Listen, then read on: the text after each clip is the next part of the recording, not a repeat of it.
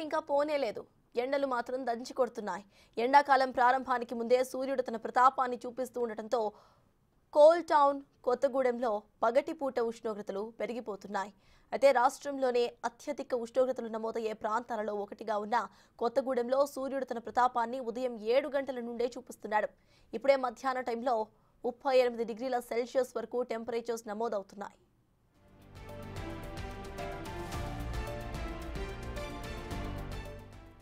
Season ప్రారంభం కాకముందే ఎండలు దడ పుట్టిస్తూ ఉండటంతో రాబోతున్న మార్చ్, ఏప్రిల్, మే నెలల్లో పరిస్థితులు అసలు ఎలా ఉంటాయో అని ప్రజలు బెంబేలెత్తిపోతున్నారు. అధిక వేడి కారణంగా ఉక్కుపోతలు పెరిగిపోతున్నాయి. దాంతో జనం అల్లాడిపోతున్నారు.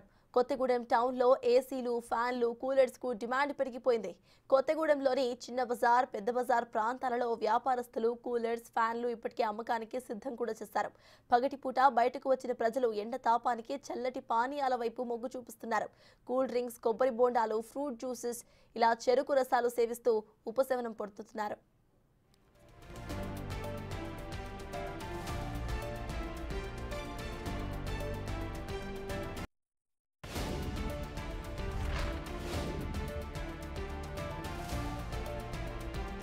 ఇక గత ఏడాదితో పోలిస్తే ఈసారి ఉష్ణోగ్రతలు అధికంగా ఉంటాయని వాతావరణ శాఖ హెచ్చరికలు జారీ చేసింది.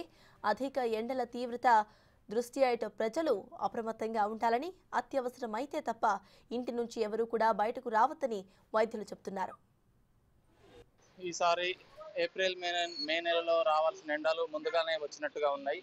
అందుకే బయటికి వచ్చిన వాళ్ళు టీ, కాఫీల వైపు కాకుండా జ్యూస్, కూల్ డ్రింక్స్ తాగే పరిస్థితి ఏర్పడింది. ఇప్పుడే ఎండ తీవ్రత ఎట్లా ఉంటే ఇంకా ఏప్రిల్ మే నెలలో ఎండ తీవ్రత ఎట్లా ఉంటుందో మనం ఊహించుకోవచ్చు. సింగరేణి ప్రాంతం అవ్వడం వలన ఎండ తీవ్రత బాగా ఎక్కువగా ఉందని మేము అనుకుంటా ఉన్నాం. ఇప్పుడే ఇట్లుందంటే ఇంకా ఏప్రిల్ మే నెలలో ఇంకా చాలా ఎండ తీవ్రత ఉంటుంది. ఈసారి ఏప్రిల్ మే నెలలో రావాల్సిన ఎండలు ముందుగా